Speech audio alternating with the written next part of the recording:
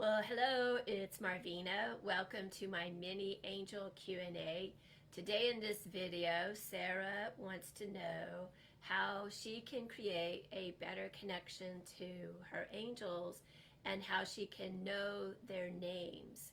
So one of the things that I suggest right now is to create a place where you can sit with spirit and ask your angels to join you for that purpose of being able to get to know their energy better and to connect to them in a stronger way and learn more about how they can help you navigate your soul journey. This is not something that you do in one session. I really like to have a place where I can connect to my angels and meditate and maybe do some ceremony with them both indoors and outdoors, although my favorite place by far is to be able to go outside. So if you can pull together a little secluded spot in your backyard, ideally, where you have something that just is, there's a lot of natural elements, maybe a water element, some pretty crystals.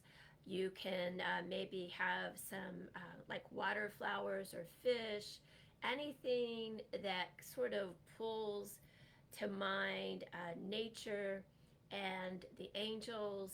Have like a little statue of the angels and some candles where you can burn a candle, light some incense, and ask your angels to sit with you and to just kind of slide across your mind some ideas about how you can move forward on your soul journey and what they can do to help you empower yourself to be able to kind of face your fears of failure and push through them and be able to move through in a really good way. You want to have a regular time to sit with your angels. Ideally, I think a sunrise ceremony is like one of the most powerful ways that you can start your day, is to just go outside. The sunrise and the sunset changes every day just by like a minute or two, so you want to familiarize yourself with the sunrise times and the sunset times. But that is going to be like truly an hour of power. Actually, it's only about 15 minutes. But that is such a powerful time to sit with spirit. There's something that is truly magical about when the dark begins to break and the dawn comes in and the first light of day just begins to show itself. It's like a really important energetic time. If you can make it for it and be outside in the with the nature elements and the spirits, it's just way more powerful. You can do this ceremony in your own house if the elements are bad, if it's raining or something, but it is way more powerful to greet the sunrise outside and to ask your angels to kind of give you some ideas that will help you to work with whatever challenges you have going on, or to be able to pull some creative elements together that you're wanting to work with. Like you have a project that you're designing and you may have a few pieces that you haven't been able to figure out. You can ask your angels to give you some insight or some clues, and if they don't know, then they might be able to arrange a spirit guide that can come in and give you some help to do something. One of my first angelic experiences with this was a long time ago when I was working the rodeos and wanting to develop a trick roping routine. I was already a trick rider and doing the barrel racing, but I wanted to learn how to trick rope better. I already had quite a few of the basic understandings of it, but I wanted to learn this really hard trick. It's called the Texas Skip, and it's a vertical loop that you actually jump through. And it really took me a long time to get my mind around how it was possible to do that. And I figured it out actually in a dream. I prayed about it and kept asking my angels, help me to figure this out. And there's just not that many people that you could go to or that you could call. And it was kind of one of those things where you really needed to like be immersed in it.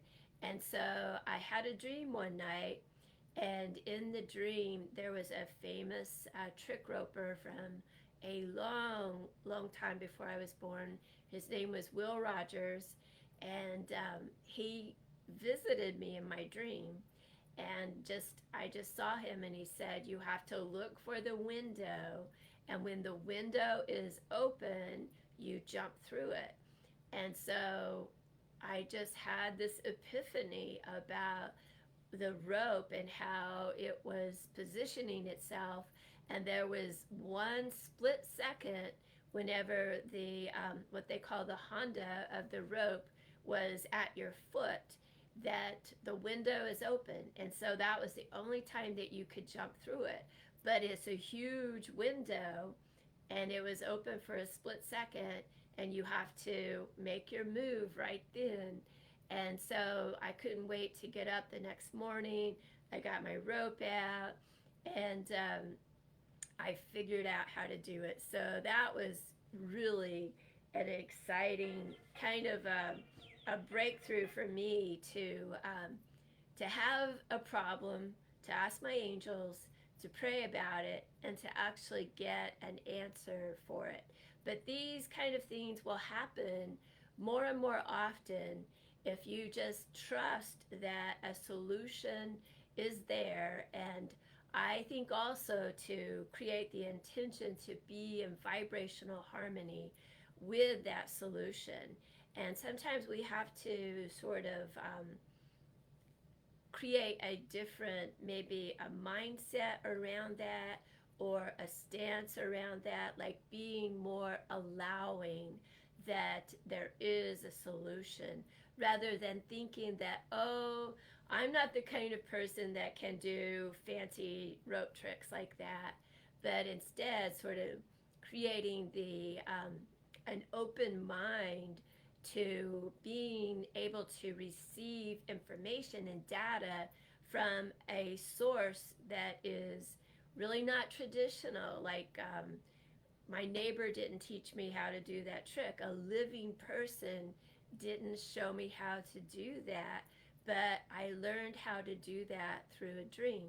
So our angels can help us to connect to what we need if we can just have that vision for our desire, why we want what we want, and be one who allows that you can receive information and that you can take action off of something that is outside the box. So that is how I learned how to do that. And you can learn things too about how to kind of recreate a healthy physical body, or maybe how to overcome some of the other challenges, maybe have a job, make a living during all of this pandemic stuff. So keep your heart, your mind open, your options open. Think of yourself as one who allows. If you can create that flexibility in your mindset, it makes it easier for your own team to be able to bring to you little tidbits and pieces of information. And we're the ones that have to take action on these clues. Like our angels can't do it all for us, because then this dimension, our journey here, it would be kind of a moot point if they did everything for us. So they can give us ideas, they can give us inspiration, encouragement, maybe some visions or some dreams, or arrange meetings with people in the living, but even spirits that have already crossed over that can give us a little bit of insight. But we have to have that open mind, being one who allows. And if we can do that, then I think that's half the battle. So anyhow, I hope you've enjoyed this mini angel Q&A today. And if you'd like to have some more ideas about how you can work with your own angels, be sure and sign up for my Angel Connection ebook. I'll put the link to the sign up in the description below. Thanks a lot. I'm Marvina. Bye-bye.